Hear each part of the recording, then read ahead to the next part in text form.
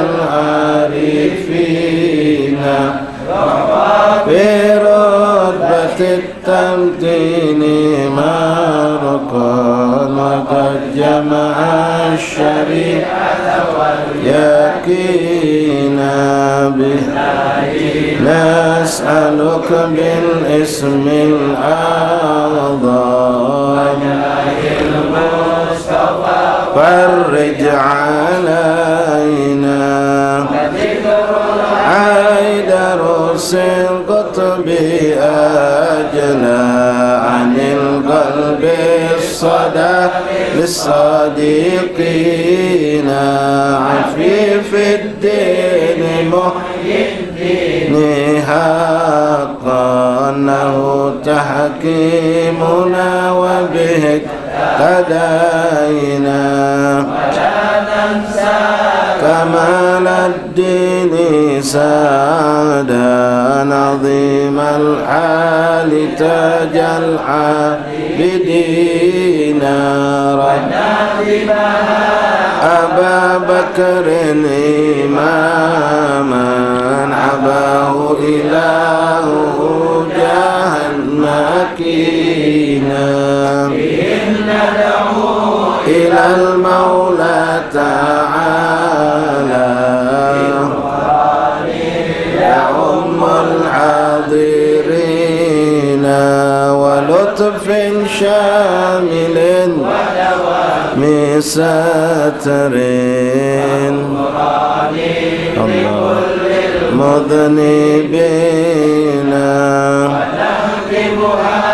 بتحسين عظيم بحول الله لا يقدر علينا والستر الله مسؤول علينا وعين الله ناظرة إلينا بالصلاة على محمد إمام الكل خير الشافعين إلهي نسألك بالاسم الأعظم وجاه المصطفى فرج علينا إلهي نسألك بالاسم الأعظم وجاه المصطفى فرج علينا والمسلمين يا رحمن الرحيم الفاتحة نرسل شفينا قرة عيننا سيدنا رسول الله محمد بن عبد الله صلى الله عليه وسلم أهل البيت وأزواجه وذريته وأنصاره وأصحابه وأحباب جميع ثم إدار وجميع سائرة الأولى من قرن من شرك الأرض إلى مغربها برها وبرها سوسا سيدنا مولانا مهجر الله صلى الله عليه وسلم أضف بن مقدم محمد بن علي بن سلم جمهد سيد أبو الله رجمين مصول وفرج عن شيخ أكبر من المكتبين وأوصل وفي جميع سائرتنا على بأهل كلهم ثم إلى أرواح كافة المعلم كل منافعة مسلم كل منافعة مشايخ الحضر والأذكار والأوراد والأحزاب منظومات صلوات دعوات نجاة كلهم جنسوس لقراء كتبهم وأورادهم وأحزاب ومنظومات وصلوات ودعوات نجاة في معهدنا في مجالسنا في أيامنا في أوقاتنا في مجلسنا هذا خاصة بن أبي بكر أدم الأكبر الإمام أبي زكريا يحيى النووي الدمشقي وكل من ذكر أسماءهم من العلماء والأولياء والمحققين والمحدثين في هذا المجلس في هذا الكتاب ثم إلى أرواح كابتة والمقرن أهل البلد أهل البلد بن دار السلام سوسا صاحب الحرب بن سليم علي بن حسين بن شهاب الدين وأبيه وأمه ومشايخ مشايخ وأقرن أولاد الذرية تلامذته المجلس ثم إلى أرواح ذكر بهذا المصالح من العلماء والصالحين حبيبنا الحبيب عبد الرحمن الزبير العيدوس حبيبنا محمد بن مشبك بن سالم الحبيب مسلم بن أحمد عكار وكل من يدرس ويعلم وينفق ويتصدق ويخدم في هذا المصلى أن الله يتغشاهم برحمة من الجنة ثم إلى أرواح والدينا ووالديكم وأماتنا وأماتكم وأمات المسلمين أجمعين ثم إلى المرحومة شمس نهار بنت محمد تميم Safarudin bin Masjid Dekafrindra bin Safarudin Masayu Siti Hawa binti Masalus Abdullah Masalus Muhammad Adnan Albani bin Masalus Albani wa ila arwah walidina walidikum ammatina ammatikum ummatul muslimin thumma ila arwah khususan sahibul hal jambi Al-Habib Hussein bin Ahmad Barakabah wa qabda bin ahli baldah Allah taghashahum bi rahmatin muslimin jannah Allah yudu alaihim barakatihim wa asrarihim وأنوارهم وعلومهم كرامات ونفات الدنيا الآخرة وعلانة الشفاء من كل داء والأمراض والسقم والألم خصوصا لأخينا عبد الله بن شهاب والحبيب عثمان بن حسين بن شهاب ونيلة بنا بنت مهلكة رمضان بنت سكن مدرنكة شريفة فاطمة بنت حيدر الجفري وستي فتية ديانسا بنت رضوان الأفندي محمد داني بن محمد مروان شاه سبريني سار بن سليمان بن سليمان بن عبد المجيد محمد إلهام بن آدم ونور حياتي بن آدم وكل من أوصانا بالشفاء من أخوان أصحابنا الحبيب علي زين العابدين بن محمد بن محسن السقال جميع سادة وكل من أوصانا بالشفاء من أخوان أصحابنا نحن نرشفين الشفاء نجنا شفاء نجرسكم على العالم أن الله يحمل ويهمل في جل كرمه وخصوصا على أن الله يفرد كرب إخوان المسلمين فيما حوالي جبال سميرو وفي تأنجر وفي قرر وفي كل مكان كان الله يرحمهم ويحفظهم والطب بهم ويرفع عنهم البلاء والوباء والمرض والسقم والآلام في تن والوطن أمن وإياهم الذي جل كرم ويرزقهم صابرا جميلا أخلاص كمين أمن وإياكم لمن تقبل الصالح نادر صالح جالبة كل خير ويتم كل شر إلى حضرة النبي فاتحة أعوذ بالله من الشيطان بسم الله الرحمن الرحيم الحمد لله رب العالمين الرحمن الرحيم مالك يوم الدين إياك نعبد وإياك نستعين اهدنا الصراط المستقيم صراط الذين أنعمت عليهم غير المغضوب عليهم ولا الضالين آمين بسم الله الرحمن الرحيم الحمد لله رب العالمين اللهم صل وسلم على سيدنا محمد وبين التعلم والتعليم والإفادة والاستفادة والنفع والانتفاع والذكر والتذكير والحث على التمسك بكتاب الله سنة رسوله والدعاء للهدى والدلالة على الخير ابتغاء مرضات الله وقرب ثوابه سبحانك لا علم لنا إلا ما علمتنا إنك أنت العليم الحكيم تب علينا يا رب إنك أنت التواب الرحيم اغفر لنا وارحمنا وأنت خير الرحيم فانصرنا على الكافرين برحمتك يا أرحم الراحمين صلى الله عليه وسلم وآله وسلم الحمد لله رب العالمين معاشر الحبايب معاشر الإخوان حاضرين جماعة مجلس تعليم صلاة الجنة كامبung Maro rahimani rahimakumullah. Assalamualaikum warahmatullahi wabarakatuh. Alhamdulillah, alhamdulillah, lakal hamdu syukur ya Rabbana, bersyukur kita kepada Allah Subhanahu wa taala yang kembali mengumpulkan kita di malam yang penuh berkah ini, di malam ke-13 daripada bulan Jumadil Ula, dalam keadaan sehat walafiat, tenang, tentram, nyaman, adem, diberikan kemampuan dengan taufik dan inayah dari Allah sehingga kita mampu melakukan ketaatan. Saat inilah ikhwan rahimakumullah, kita benar-benar harus menyadari kalau kita dapat nikmat sangat besar dari Allah. Ketika kita melihat menoleh kepada keadaan saudara kita yang sedang dapat musibah, bagaimana keadaan mereka yang begitu jauh dibandingkan kenikmatan yang paling minim yang kita dapatkan. Ya, saat ini mereka sebagian besar masih dalam keadaan tidak punya rumah, tinggal di tenda sederhana bahkan yang sangat mengenaskan. Ada juga punya rumah tapi disuruh lagi dari rumahnya untuk keselamatan mereka. Dan kita alhamdulillah bolak-balik masuk rumah, keluar rumah dalam kenikmatan, baca duduk solat berjamaah, bisa duduk di majlis, bisa berdagang dengan tenang, bisa makan minum dengan tenang. Hadza min fadli rabbina. Maka wajiblah kita bersyukur atas nikmat Allah ini, dan mudah-mudahan apa yang terjadi di sana di sini bukan sekadar menjadi tontonan dan menjadi kabar yang kita ceritakan, tapi menjadi bagian yang terpenting mengambil ibrah, berpikirnya kita tentang bagaimana kasih sayang Allah kepada kita dan bagaimana juga perhatian kita pada mereka, minimal dengan angkat tangan berdoa untuk saudara kita, terutama mereka yang kita yakini mayoritas adalah muslim dan termasuk muslim daerah yang muslim yang kental dengan Islamnya, yang sedang mendapatkan cobaan dari Allah Subhanahu wa taala.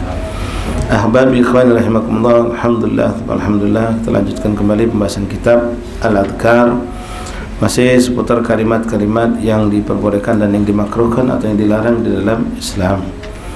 Pada pertemuan malam hari ini insyaallah kita akan melanjutkan apa yang dituangkan oleh Imam Nawawi dalam kitabnya Bismillahirrahmanirrahim. Alhamdulillahirabbil alamin, Allahumma shalli ala sayyidina Muhammad wa ala ali rahimahullah taala wa nafa'ana fil daril amin.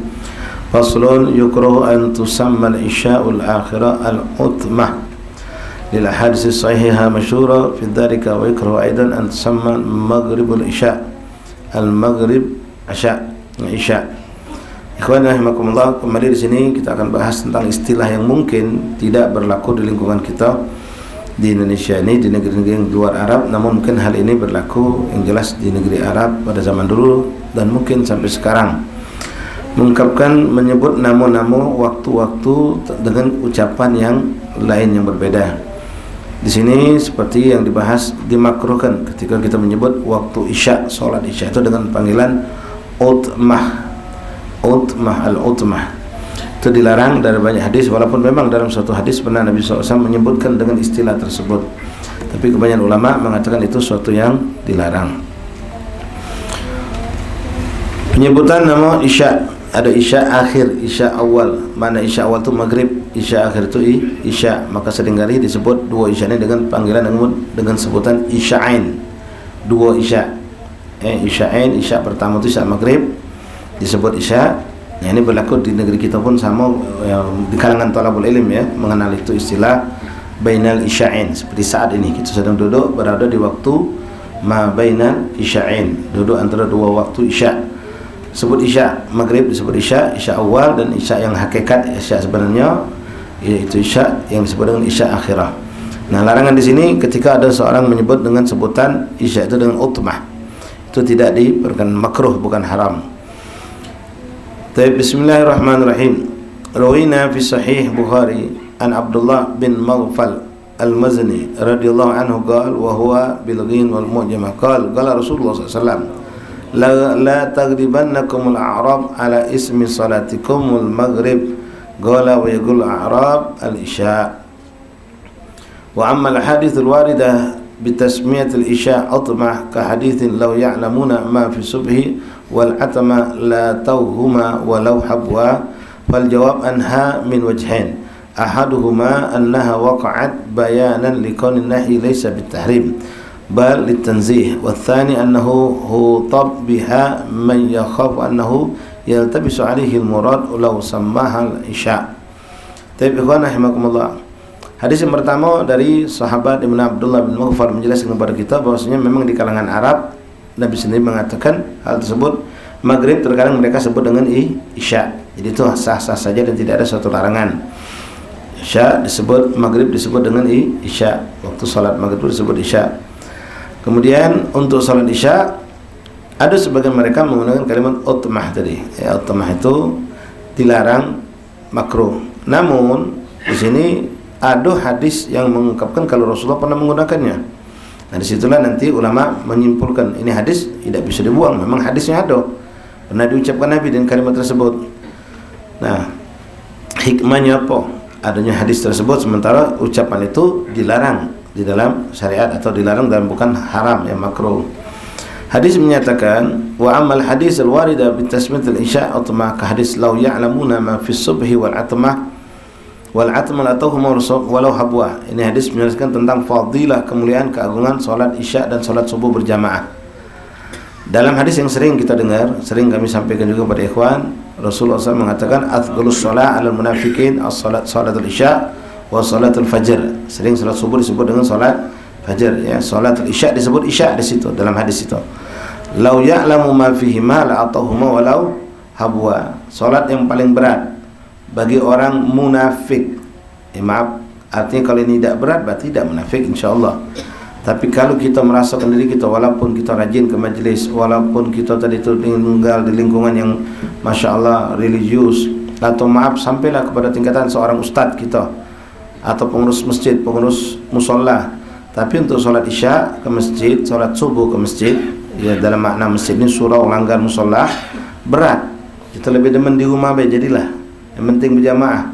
Maka di situ Rasulullah yang ngomong, bukan saya. Ini ada kemunafikan di hati orang itu. Orang itu termasuk orang yang munafik. Kenapa Nabi mengatakan dalam hadis itu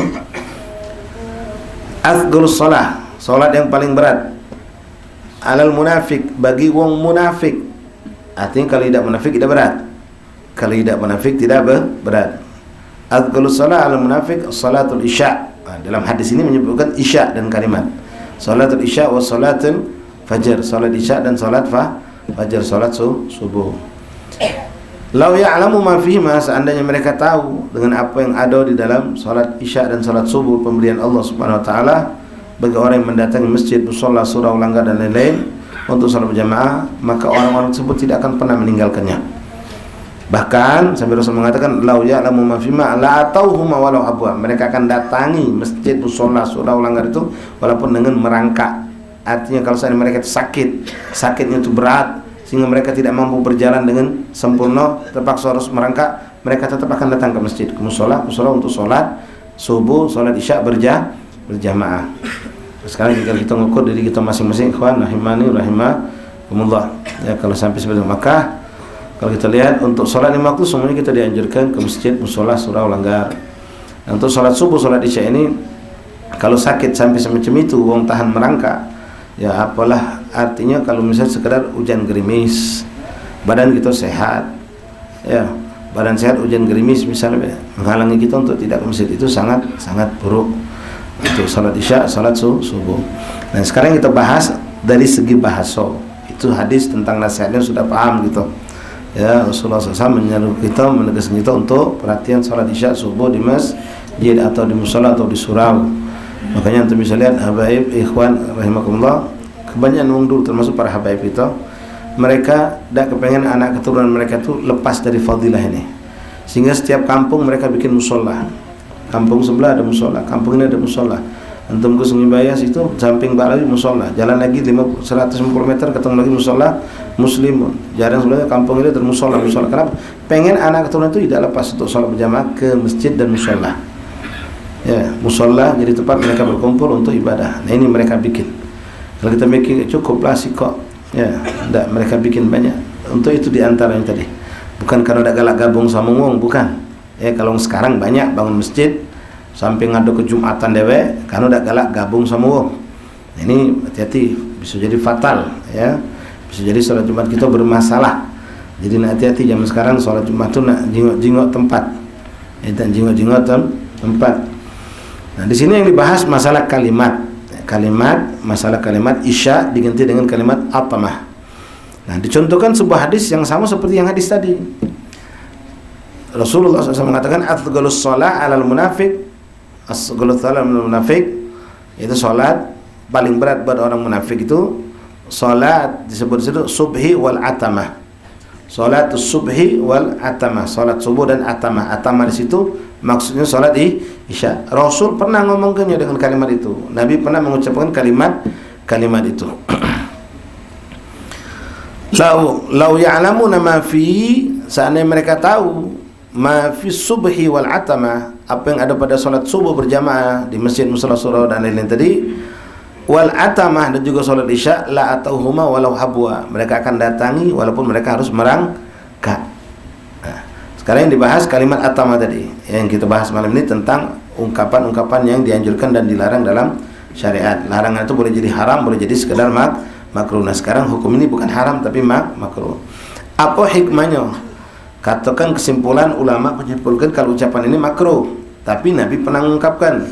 Nah, di sini dibahas karena Nabi mengungkapkan ini cuma sekali atau tidak banyak. Lebih sering Nabi mengucapkan dengan sholat isya itu dengan isya, seperti yang kita bacakan tadi hadis pertama tadi. Selalu Nabi mengucapkan kalimat itu isya. Kalau subuh kadang dengan kalimat subuh, kadang-kadang dengan kalimat fajar. Hikmahnya kata ulama, fal jawab anha min wajhain. Ada dua yang bisa kita petik. Pertama, ketika munculnya larangan, tapi Nabi pernah mengucapkan, maka di sini menunjukkan kalau larangan itu bukan haram. Larangan itu bukan larangan yang sifatnya haram, tapi makruh. Kenapa? Nabi pernah mengungkapkan dengan ucapan tersebut, walaupun Nabi Muhammad SAW lebih sering menggunakan kalimat isya, bukan kalimat atamah. Nah, ulama menyimpulkan pertama seperti itu. Jadi dengan adanya hikmahnya pernah Nabi mengucapkan, seandainya kata Nabi mengucapkan ini, maka boleh jadi asumsi kita mengatakan wah ini haram, ini boleh jadi ngapa dilarang, boleh jadi haram. Tapi ketika didapatkan ternyata Nabi pernah mengucapkan, walaupun pernah itu bukan berarti sering, maka disimpulkan berarti ini larangan bukan haram tapi hukumnya makruh. Itu yang pertama. Yang kedua, watsani annahu hutabu biha man yakhafu annahu yaltabisu alaihi al-murad law sammaha isya. Kedua, boleh jadi di kalangan orang-orang Arab zaman dulu, mereka kadang-kadang sering menggunakan isya itu maghrib itu dengan kalimat isya. Jadi untuk membedakan antara isya dengan isya awal, isya akhir. Istilahnya seperti itu, isya awal, isya akhir. Isya awal itu maghrib, isya akhir itu sama-sama isya. Jadi untuk membedakan itu kadang-kadang mereka menggunakan maghrib sebutan isya, maka yang isya itu disebutlah dengan atamah, dipakai di kalangan mereka, sebagian mereka menggunakan kalimat seperti itu. Hakata kesimpulan ikhwan rahimani rahimakumullah. Wa amma tasmiyatu subuh ghadah. Nah, subuh ini macam-macam. Kadang disebut dalam Al-Qur'an bahkan ghadah. Mana ghadah? Subuh. Disebut juga kadang-kadang fajar. Nah, gimana orang salat usolli fardhul fajri lillahi ta'ala. Salat sunnahnya salat sunnah fajar kan? Salat sunnah disebut salat sunnah fajar. Tapi salat subuhnya kita niat usolli fardhu subhi. Nah, bagaimana kalau orang niat usolli sunnatan qobliyatus subuh? Boleh tak? Boleh. Ya. Nah, sekarang jadi masalah pertanyaan, bolehkah orang salat subuh mengatakan usolli fardhul fajri? Usolli sunnatul fajr fardhu lillahi ta'ala. Usolli sunnatul fajr fardhu lillahi ta'ala. Di situ ada ulama, tapi kebanyakan ulama mengatakan boleh. Sah-sah saja kalau orang itu niat usolli fardhu fajri, karena fajr itu jelas maksudnya adalah salat subuh. Ya, salat sunnah kita sebut salat sunnah fajar, usolli rakaatain sunnatul fajr. Ya, walaupun sebagian kita ada yang menggunakan qobliyatus subuh, tapi kebanyakan ngambil singkat dengan usolli rakaatain sunnatul rakaatinil fajr khairum minar dunya wa ma. Itu hadis Rasulullah menyebutkan juga rakaatinil fajr dimaksud adalah rakaatain sebelum subuh. Hakada. Jadi pengungkapan kalimat-kalimat ini ya dibahas oleh ulama ya, karena ada hukum di situ. Karena ada hukum di situ menggunakan kalimat-kalimat seperti tadi. Wa amma tasmiyatu subuh ghadah fala karahatan fihi ala madhhab sahih. Adapun menggunakan kalimat subuh dengan ghadah fil ghadati wal ashi ghadah artinya subuh, ashi itu malam. Fala karahatan fihi, tidak ada kemakruhan sama sekali di situ. Ala madhhab sahih. Wa qad kathurat al hadis sahihah fi istimal ghadah, dan banyak sekali hadis Rasulullah yang menggunakan kalimat ghadah. Ghadah dalam makna fil wudu'i wal asal, fil wudu'i wal asal. Wudu mana ghadah pagi, wal asal itu mana petang. Ya, banyak istilah-istilah pecah gitu lah bahasa Indonesia, petang, sore. Ya, sama baik maknanya. Tapi bahasa Arab tu kadang-kadang lebih banyak lagi istilah-istilahnya. Wa qad kathurat ahadits sahihah fi istimal al-ghada wa dzakara jama'atun min ashabina karahatan dzalik. Namun ada sebagian orang-orang ulama yang mengatakan makruh. Ya, tapi kebanyakan ulama sepakat tidaklah ada kemakruhan di situ menggunakan kalimat ghadah untuk kalimat salat subuh. Walaysa bi syai'in wala ba'sa bi tasmiyatil maghrib wal isya'in, dan tidak apa-apa menggunakan istilah untuk salat maghrib dan isya itu dua waktu ini kita sebut dengan isya'in. Isya'in, bainal isya'in, waktu bainal isya'in. Maksudnya apa? Waktu antara maghrib dengan isya. Ini istilah ini mudah-mudahan untuk kita jamaah majelis jangan jadi asing ya, biasa itu. Kapan waktu majelis sasuki di maghrib bainal isya'in? Nah, kalau tidak paham apa dia maksud bainal isya'in, mungkin dijelaskan. Tapi kita yang sudah terbiasa sudah tahu, tidak aneh. Dan itu memang ilmu yang dipakai. Apa istilah yang dipakai dalam kitab, dalam istilah yang dipakai dalam pergaulan, dalam kehidupan umat Islam sendiri dipakai bainal isya'in, antara maghrib dan isya. Nah, maghrib yang akhir tadi disebut maghrib, isya itu disebut karena isya akhirah, isya yang terakhir, yang belakang. Kemudian ikhwan rahimakumullah, wala ba'sa bi qauli isya al-akhirah. Tak apa-apa kita nyebut isya ini dengan isya akhirah. Maghrib dengan isya awal, ini isya akhirah. Ada lagi istilah kita panggil isya mudo. Ya. Isya mudo atau isya mudo. Kalau kita ngundang wong acara tahlil kapan? Ba'dal isya. Jadi teriak ke isya kapan? Isya ba'dal isya kapan? Isya mudo. Artinya ba'dal isya di awal. Kalau ba'dal isya jam 10, jam 12 masih ba'dal isya.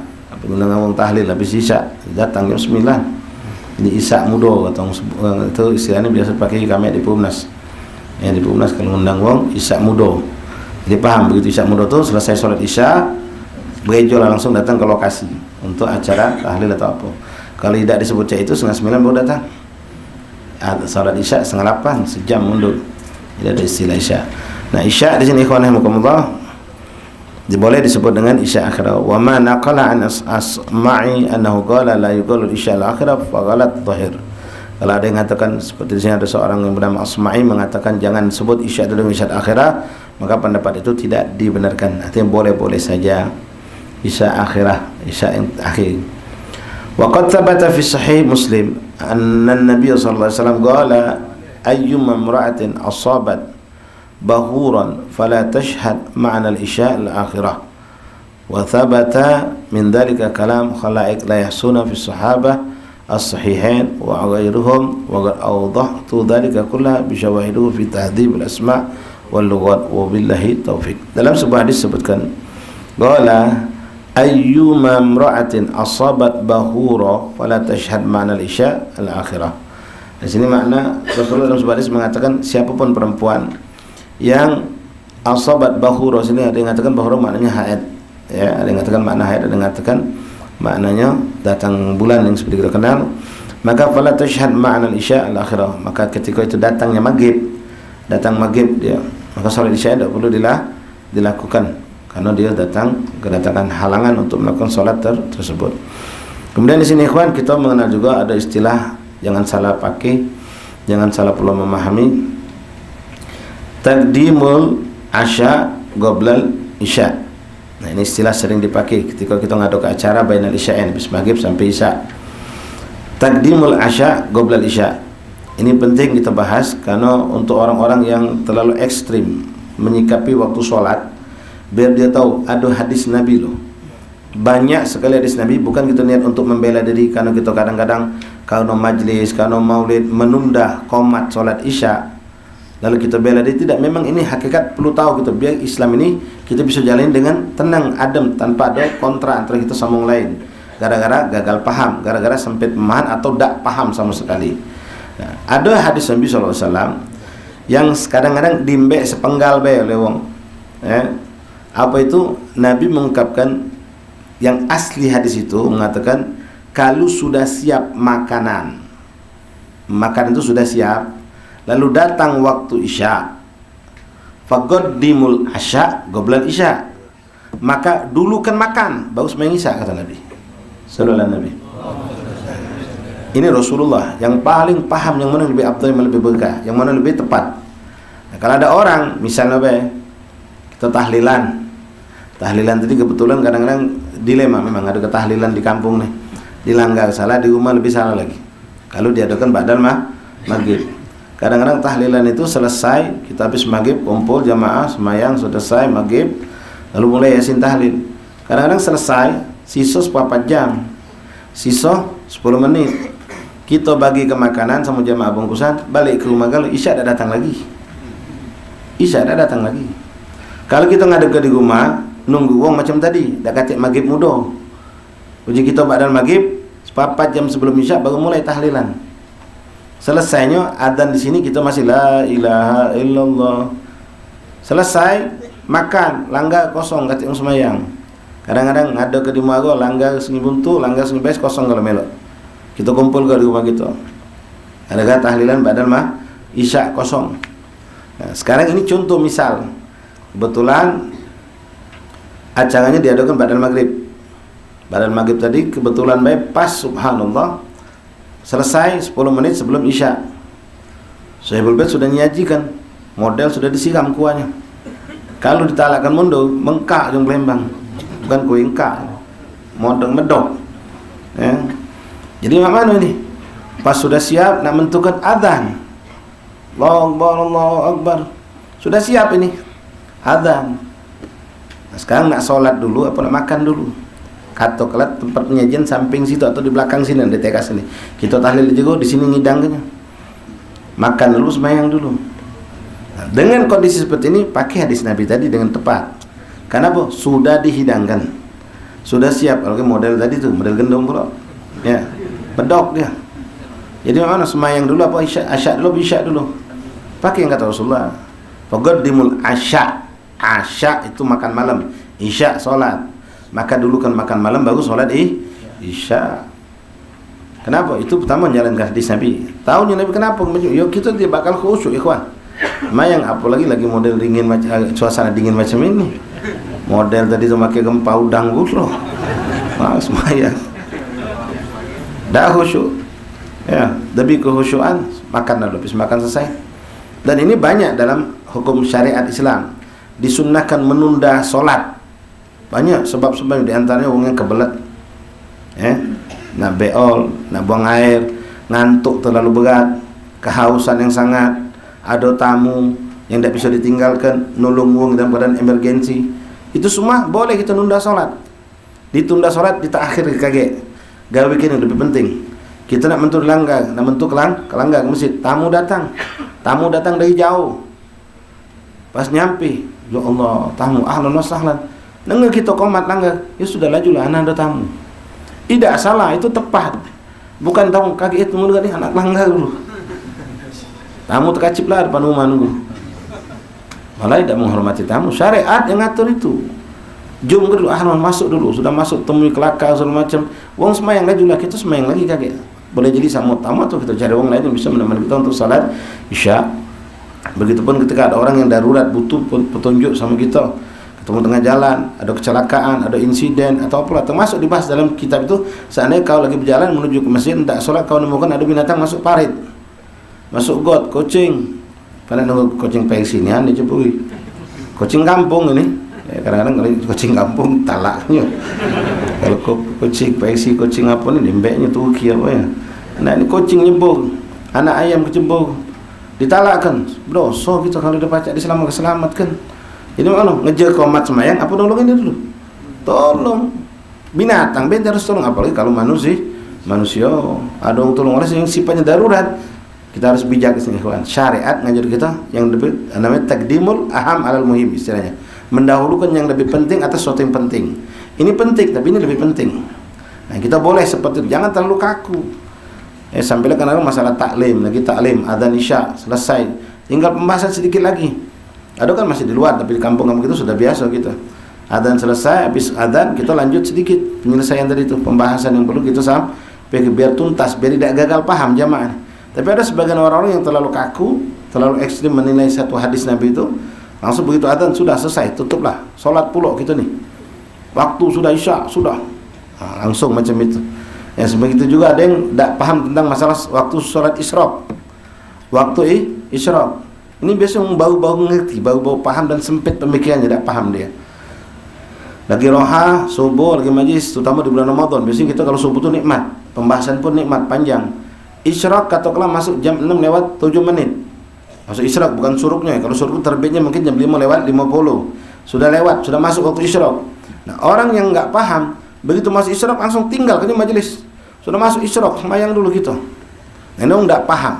Kalau orang yang paham, jalan ke terus. Nak nambah seperempat jam, setengah jam, 1 jam pun tidak jadi masalah. Selagi gawe kita ini tidak putus dengan kebaikan.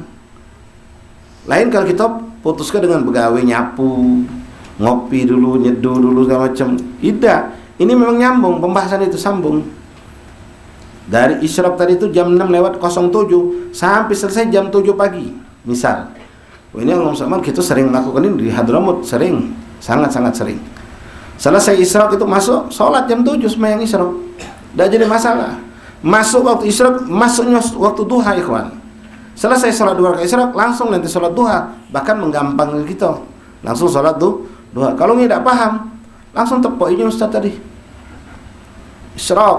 Oh, cak dia paling paham. Ya, isyraq jadi padahal dia tu pengen cepat ke pasar. Ya. Isyraq tu yang namun tak paham seperti itu. Jadi Ustaz tadi lagi lemak nyampe ke jamaah lagi, paksa di stop. Nunggu minggu depan. Kalau ketemu, kalau tidak hujan, kalau sehat. Padahal pembahasan itu tinggal sedikit. Jadi kita harus paham, ya. Jangan terlalu ekstrim, memang itu gagal paham, ada yang tidak paham. Ada yang patokannya kalau soal 5 waktu tadi dengan patokan sahabat yang pernah bertanya kepada Rasulullah SAW, ayu a'mal afdal ilallah atau dalam riwayat ahabbu ilallah, amalan apa yang paling dicintai Allah? Maka Rasul mengatakan as-salatu alal waktiha, salat pada waktunya. Nabi tidak ngomong awal waktunya, tidak, pada waktunya. Nah, di sini boleh dipahami makna awal waktu, bisa awal waktu. Boleh makna tidak sampai keluar waktu. Nanti di situ dibagi kalau untuk belajar ilmu fikih kitab yang lebih luas, nanti namanya waktu fadl. Ada waktu jawas, ada waktu yang makruh. Banyak dibagi dalam waktu sholat, dibagi menjadi 5, ada yang sampai 7, ada yang sampai 4, dibagi ke waktu-waktu sholat tadi. Nah, sekarang sholat, begitu adzan selesai, sholat subuh terutama nih, antum yang tinggal di luar sana. Ya kalau di lingkungan sini, masya Allah sudah kita pahami daerah dari Masjid Agung naiklah ke Tiga Ilik sana, sama kita. Begitu subuh itu habis adzan tidak langsung qomat, wiridnya panjang. Macam ya hayyu qayyum, ada yang macam asmaul husna, Kenapa? Menanti jamaah yang baru bangun gara-gara dengar adzan. Tapi ada sebagian, ini kejadian di Purnas juga, waktu kami masih di sana. Kawan kita tuh rumahnya samping masjid, di samping masjid. Begitu adzan selesai, dia salat sunnah di rumah. Memang Abdullah salat sunnah di rumah. Salat sunnah itu Abdullah di rumah. Kalau rumah kita dekat, tidak jauh dari masjid. Pas selesai salat sunnah, mentu nyingok sudah dapat serkat masjid tadi. Padahal rumah pakai masjid. Nah ini kan kacau yang macam itu. Ketika dia ngomongin, ngapa nak baca tunda? Ya, alasannya tadi, kita harus cepat sholat, kata dia. Kita harus cepat sholat. Kesian orang lain yang baru datang nih. Ya salah, mereka ngapa tidak siap dari sebelum subuh, katanya. Lemaknya jawab macam itu. Ya, nah, ini tidak bagus seperti itu. Orang banyak yang baru bangun subuh itu gara-gara dengar adzan subuh. Lah Rasulullah, kita ini contoh Rasulullah loh. Bukan muat-muat yang seperti itu. Ya, subuh itu bahkan agak lebih mendekati terang itu boleh, bahkan bagus. Jadi bukan langsung habis qomat, habis sholat sunnah langsung habis adzan sholat sunnah, habis sholat sunnah langsung qomat. Apa dia tidak tahu? Nabi ada ngajar dibaca namanya doa fajar, itu dari Rasulullah. Doa fajar namanya. Itu dari Rasulullah doa itu. Lumayan, itu panjangnya macam mungkin 4 kali baca ayat kursi. Makan waktu kan sebetulnya. Nah dia langsung qomat, tidak pakai lagi. Wala maca subhanallah bihamdihi subhanallah. Kata itu pilihan ulama kita. Ada yang nambahin dengan asmaul husna. Tujuan apa? Karena banyak hadis dalil juga Rasulullah mengajarkan itu doa bainal adzanain la turad. Doa yang dipanjatkan antara adzan dan qomat itu tidak ditolak. Maka berikan kesempatan kita untuk banyak berdoa. Kemudian memberi kesempatan orang yang datang yang mungkin baru bangun gara-gara adzan tadi, biar mereka bisa sholat berjamaah ke masjid. Akhirnya kawan kita samping numpang ke masjid yang jauh dia untuk sholat subuh biar dapat fadilah berjamaah. Untuk Allah beri kekuatan dia, taufik untuk tidak putus asa. Maksud putus asa, sudahlah main di rumah bela aku. Nah, ini tidak ditahan nyai masjid yang agak jauh, yang komatnya agak mundur. Tapi ikhwan rahimani rahimakumullah. Jadi balik masalah tadi ya, taqdimul asya qoblal isya itu ya, jangan salah praktek. Nabi nganjurkan kalau hidangan sudah siap. Kalau hidangan masih dibeli nasi uduk di simpang 3 sebelah situ, tidak usah ditunggu kan, sembahyang isya dulu gitu, baru sholat baru asya. Ini sudah, jangan gambar macam model tadi dari suruh tuang ke kuahnya, baca mengkak, baca medok, makan dulu baru sholat. Atau kita sudah diajak oleh Syekh Bed masuk ke ruangan makan, sudah nyingok hidangan ini, pas baru nak duduk adzan, adzan, kita sholat dulu salat. Oh ya hano bulu. Orang nyingok galau makanan ini, dah khusyuk sholat. Sudah kita pecah dua gelombang. Sikap bertahan makan dulu, sikap lagi dulu. Kira-kira khusyuk tak lagi dulu. Semua yang balik sisa aja tinggal. Jadi Allah ikhwan, apa yang dilakukan oleh guru-guru kita, habaib kita, ulama kita ini, itu adalah landasan hadis kalau. Cuma kita kadang-kadang belum nyampe. Nah, yang kita sehingga ada orang baru belajar macam sikap hadis, langsung memvonis hukum macam inilah, macam menunda ini sholat isya nih, sudah masuk isya ditunda sampai panjang waktu. Itu kalau antum baca di hari Senin banyak kejadiannya.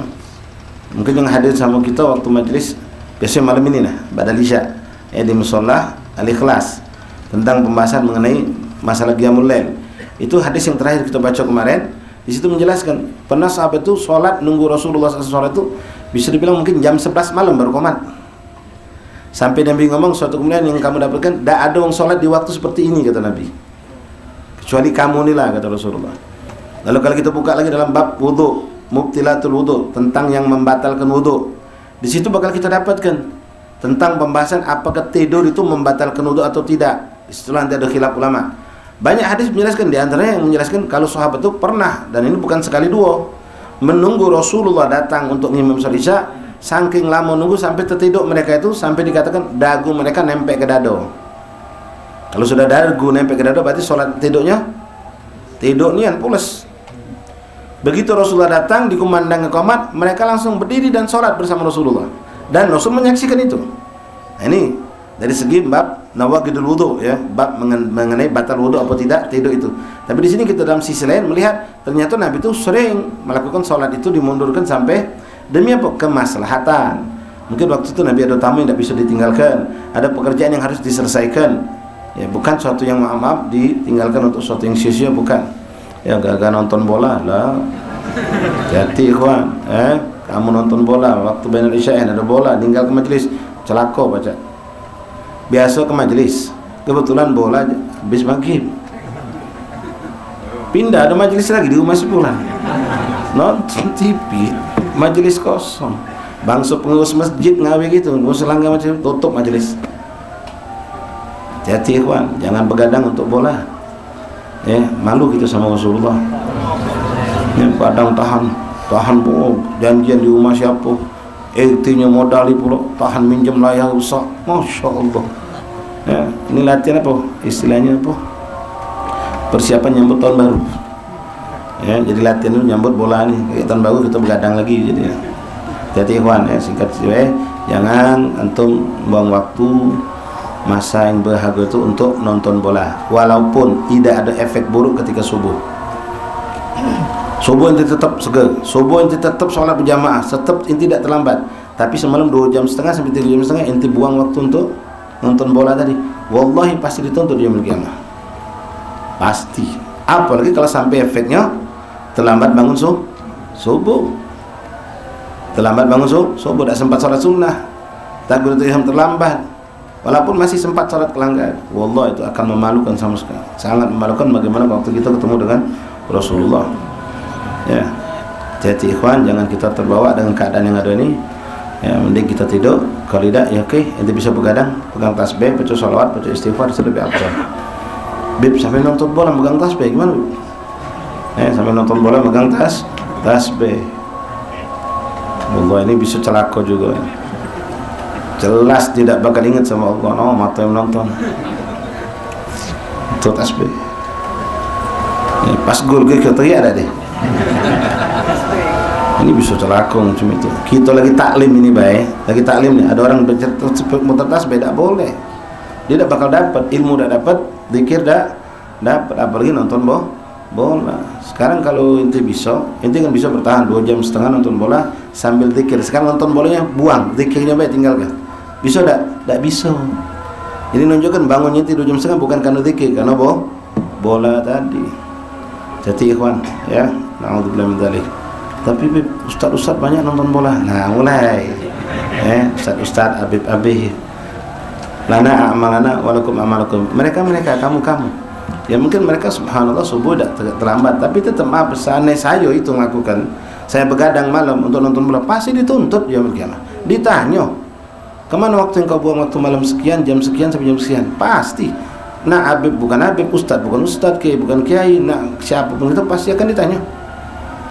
Pasti akan ditanya. Apalagi kalau ada efek buruknya, menjadikan kita ngantuk, sholat terlambat, kebaikan kita hilang, itu jelas double, bahkan lebih banyak lagi keburukan. Wallahu a'lam. Wadul adzan insya.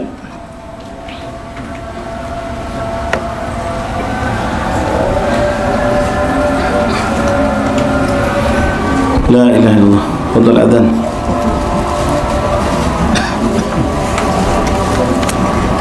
La ilaha illallah.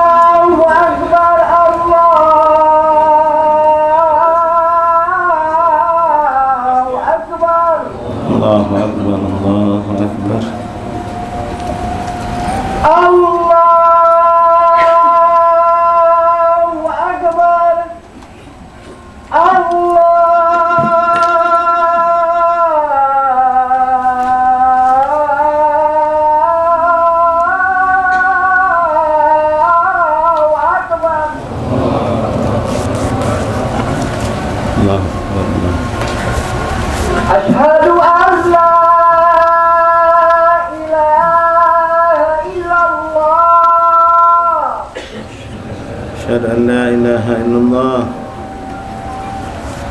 أشهد أن لا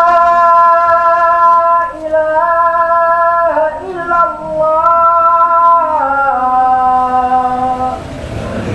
أشهد أن لا إله إلا الله أشهد أن محمد رسول الله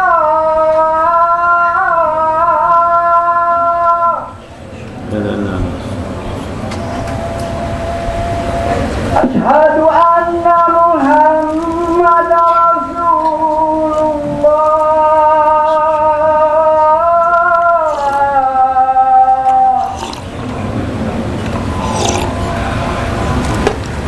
حي على الصلاة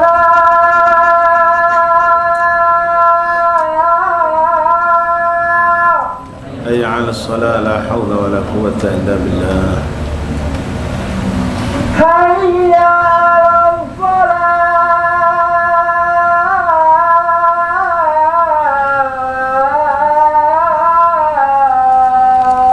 حي على الصلاة لا حول ولا قوة إلا بالله حي على الفلاح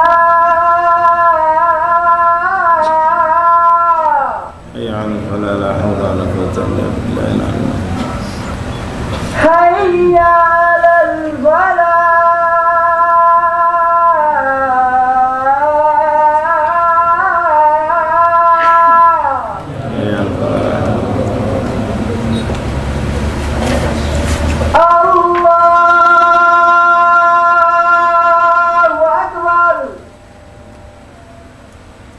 حي على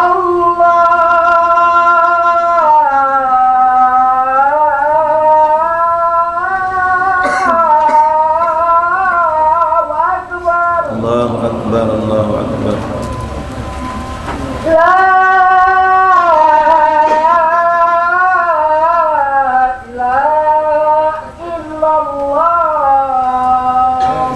لا إله إلا الله محمد رسول الله صلى الله عليه وآله وصحبه وسلم تسليما اللهم صل على سيدنا محمد وعلى آل سيدنا مولانا محمد اللهم رب هذه الدعوة التامة والصلاة القائمة آت سيدنا محمد صلى الله عليه وسلم وسيلة الفضيلة والشرف ودرجة العالية رفيعة وبعثه مقام المحمود الذي بأته يا أرحم الراحمين رب اغفر لي ولوالدي رب اغفر لي ولوالدي رب اغفر لي ولوالدي رب اغفر لي ولوالدي ارحمهما كما ربياني صغيرا صلى الله على سيدنا محمد النبي وآله وصحبه وسلم الحمد لله رب العالمين. Masyaallah ahbab rahimakumullah. Untuk malam hari ini pada Isya kita tidak melakukan majlis di Musholla Al-Ikhlas Menuju, tapi majlis malam ini zikir ziarah dari sini langsung ke Magom Datuk Agil Simpang Lampu Merah Petran ya, Dr. Emisa depan butik Arafah itu Jaturi. InsyaAllah paling lambat jam 8 kita mulai InsyaAllah. Kemudian malam besok Jaturi ikhwan Badan Maghrib kumpul di Masjid Al-Haddad. Pada Isya ziarah ke pemakaman Aulia Ulama di seberang Ulu. Tak bisa hadir Maghrib Jaturi kumpul Isya, tak bisa Isya ambil Maghribnya. Kalau tak bisa dua-duanya tak apa-apa, niatkan dari sekarang mudah-mudahan dapat pahala InsyaAllah. Bukrah ya, malam besok di seberang Ulu. Malam ini Datuk Agil InsyaAllah. Pada asar majlis seperti biasa ya, diwaspada pada asar besok majlis seperti biasa. Cuma yang maghrib kita tidak di Sairus Salikin Bombaru tapi pindah di Masjid Al-Haddad InsyaAllah ta'ala. Kemudian nyampaikan juga barangkali Allah menakdirkan ada yang bisa hadir, InsyaAllah hari Ahad ini ada hall besar di Jambi Hall Al-Habib Al-Arbillah Husain bin Ahmad Barakbah. Ada Datuk moyang para habaib dari marga Barakbah itu dari Jambi, termasuk yang di Palembang pun dari sana. InsyaAllah dihaulkan pada hari Ahad nanti InsyaAllah ta'ala. Itu saja beberapa pengumuman yang saya sampaikan. Mari tutup dulu. Bismillahirrahmanirrahim. Alhamdulillahirabbil alamin. Allahumma salli wa sallim ala sayyidina Muhammadin wa ala ali sayyidina Muhammad. Ya Rabbana ya Rabbana ya Rabbana ya Rabbana Anta lana kahfun wa ghawthun wa mu'in. Ya Allah li raf'i ma nazal anta rahimun لم تزل من غيرك عز وجل ولطيف بالعالمين يا الله رب اكفينا شر العدا وخذ هموم واجعلهم لنا فدا وعبرة للناظرين يا الله شملهم يا رب فرق يا رب قلل عداهم واجعلهم في الغابرين يا الله ولا تبلغهم مراد ونارهم تسلم من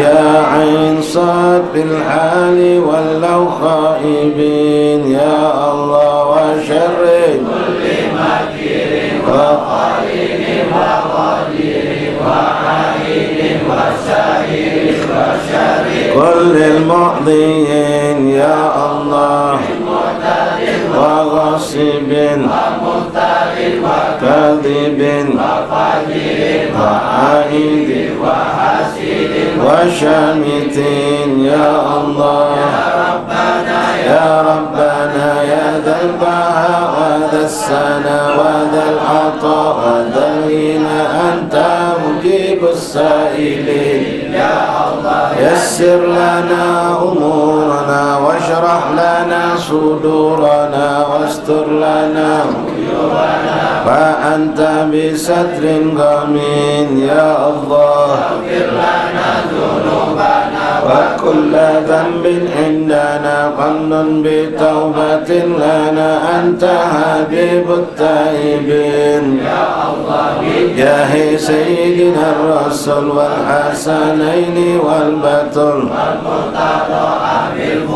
وجاه جبريل الأمين يا الله ثم الصلاة والسلام على النبي خير الأنام وآله الكرام والتابعين يا الله سبحان ربك رب العزة عما يصفون وسلام على المرسلين عدد حركه وارضع نفسه وزنة عرشه midad kalimatih.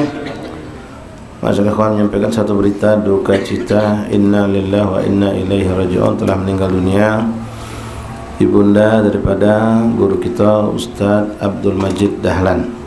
Ustadz Majid Dahlan, ibundanya wafat, meninggal tadi hari ini, yang bernama almarhumah Syamsunihar binti Muhammad Tamim, dalam usia kurang lebih 86 tahun. Cukup tua, umur berkah insyaallah. Dan jenazah malam ini ada di rumah duka di dekat simpang Tanggo Takat, dan jenazah insyaallah besok disolatkan jam 10. Cuma di sini tidak ada keterangan, barangkali ada yang punya info saling sampai nanti disolat ke di mana. Jelas besok disolatkan jam 10 pagi dan diantar di pemakaman di Rambutan, desa Rambutan, Tegal Binangun ke arah sana. Jadi barangkali yang ada waktu untuk bisa saling cari info juga untuk sholatnya di mana, apa di Palembang, apa di dekat pemakaman sana. Kita kirim Fatihah untuk almarhumah dan juga untuk yang sakit insyaallah. Al-Fatihah. Ila rasulina syafi'ina qurrata a'yunin sayyidina Rasulullah Muhammad bin Abdullah sallallahu alaihi wasallam ahli baiti wa azwajihi wa dhurriyyati ansar wa ashabi ahmad ajma'in. ثم إلى روح والدينا وديكم أمواتنا أمواتكم أموات المسلمين أجمعين، خصوصا تقدم في هذه المسألة من العلماء وأولياء السنة الغربين. ثم إلى روح خصوصا المرحومة شمسونيهار بنت محمد تميم، أن الله يغفر لها ويرحمها ويسكن جنة برحمته. ثم إلى رسول الله جل وعلا أن الله يغفر له ويرحمه ويسكن جنة برحمته والدينا وديكم خاصة أمة المسلمين عامة.